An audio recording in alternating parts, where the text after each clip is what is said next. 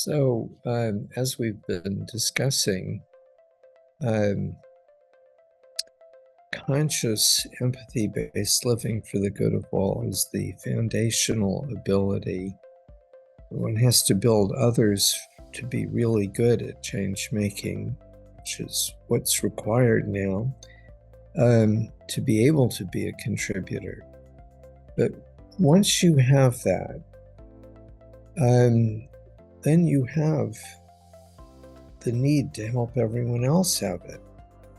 And think about it, when everyone has that need, society fits together in a way that is new and hugely powerful, and it works. And why does it work? Well, happiness and health and longevity are very strongly correlated with change making, with helping the people around you, individuals and groups, get their power to give, which means the power to cause change in today's world. And all of that is necessary for love and respect in action. So respect is, if anything, an understatement. It's a much more powerful imperative. If you want to have a good life, if you want to have health, you have to be a giver. And you want to give in the most powerful way possible, and that is helping other people have the power to give. And that's the cross-multiplying dynamic. Now think about what that world is like. Well, first of all, there's no possibility of the problems outrunning the solutions. And second, this is a world where we are all committed to helping everyone around us be the most powerful giver for the good. That is built-in equality. And then ultimately, elites have been able to do good on a significant level. And that's been denied a lot of people. Now everyone has that, and everyone is helping everyone else have it. Now, this is the revolution that Gandhi was so important to. The underlying forces of change and interconnection were there. He figured out in his own life how to make the transition and how to help each of us make the transition.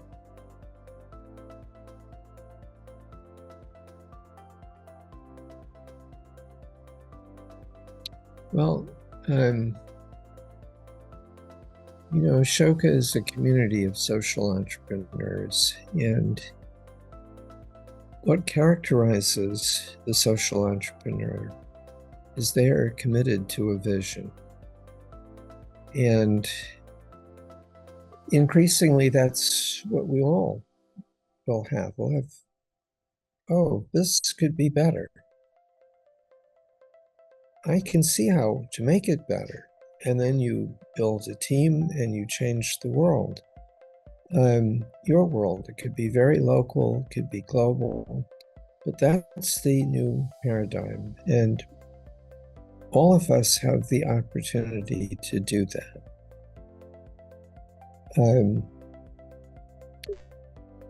That is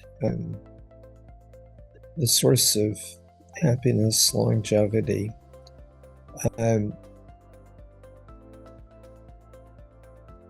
We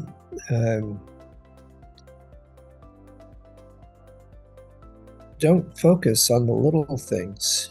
We're focused on the big thing. And that's natural. It's what brings health and happiness. And let me just tell you a little story. Ashoka has a program for young people. it's really important for every young team, the younger the better, to have their first dream team changed world. Once they have that, they know that they can be a contributor in this new world we're coming into. So Harvard had a series of interviews trying to understand leadership. And they interviewed a number of these Ashoka youth ventures. And they asked them, well, what's your motivation? Why are you doing this? And they couldn't get them to answer because all they want to talk about was their vision. So there is a built-in respect. And again, Gandhi showed us how to do it ourselves, how to help all those around us, and ultimately how to help society as a whole get there.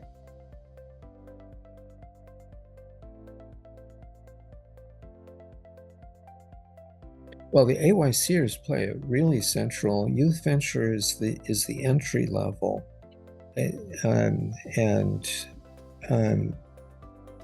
but even entry-level youth ventures, that's part of the point here.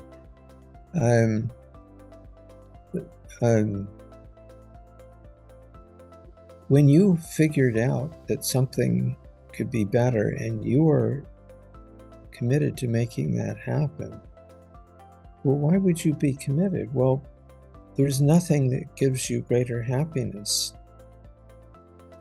And not just immediately, but you know intuitively that if you can do this, you can do anything. Because this is what the world of change requires. See an opportunity, imagine how it could be better, build a team, make it happen, change the world, your world. It could be a class, it could be 40 schools where you introduce astronomy. This is a Brazilian AYCer, actually, Carlo. It doesn't matter. Once you've done it, then you'll do it again and again. And it's like riding a bicycle. Once you've not crashed into that lamppost, you know you can ride it and you'll get better at it, but the magic is there. And this is why we're so focused on helping young people have this experience. You can take people of the most disadvantaged backgrounds, and if they do this, then the demand for people with disability way exceeds the supply at the moment. And so this is how you break out. And this has always been the case. If you look at the great entrepreneurs today, business or social, almost all of them, you ask them, what was the first time you did this? And no one ever asks them that question, which is strange, but it's true. And then watch their eyes, and you'll see that they're remembering that magic time when they realized they could change the world. And there's no turning back after that. So that's always been the case, but now everyone has to have it because the world of rules just doesn't exist anymore. You're involved in things that are changing too fast. You're involved in many teams, and the teams are much bigger and more complicated and more interconnected, and all the pieces are moving. Forget. This generation does not have the option of being a good person by diligently following a set of rules. It doesn't exist anymore. And so anyone who doesn't get this is on the wrong side of the new inequality, and that's it for them. It's very cruel.